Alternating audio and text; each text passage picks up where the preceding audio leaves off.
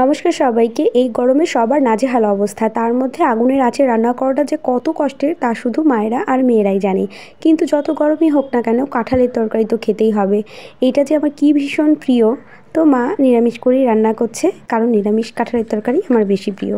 তো মা একটু গরম মশলা বেটে নিচ্ছে, এখন কড়াইতে তেল দিয়ে দিচ্ছে,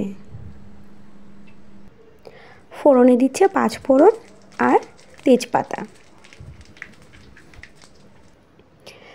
তারপর কেটে রাখা কাঁঠাল আর আলুগুলো দিয়ে দিচ্ছে।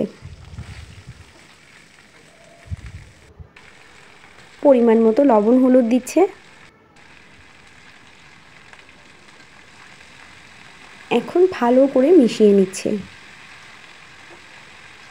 মায়ের এই রান্নাটা যে কী ভীষণ ভালো হয় তা বলার মতো না।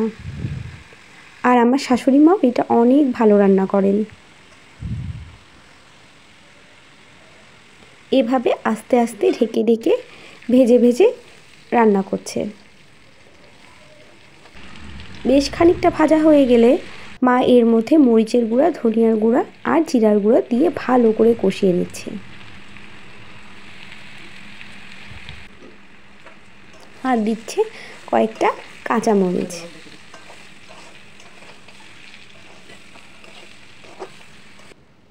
ভালো করে কষানো হয়ে গেলে মাতে জল দিয়ে দিচ্ছে।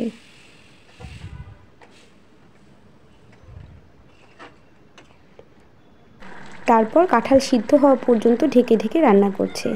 এরপর একটু পিঠুলি দিচ্ছে আর এখন দিচ্ছে ঘি,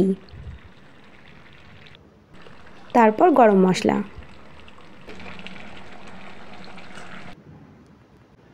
ব্যাস একদম রেডি। মা এতে ভাজা জিরার গুঁড়াও দেয়, তবে আজ দেয়নি, যে গরম পড়েছে তাই এটা স্কিপ করেছে। এই গাছ পাঁঠার তরকারি যেদিন রান্না হয় সেদিন আমার আর ভাত লাগে না, শুধু তরকারি খেয়ে নিই। তো কেমন লাগলো আমার ভিডিওটা? নতুন কোনো ভিডিওতে দেখা হচ্ছে, ততদিন ভালো থাকবেন, সুস্থ থাকবেন।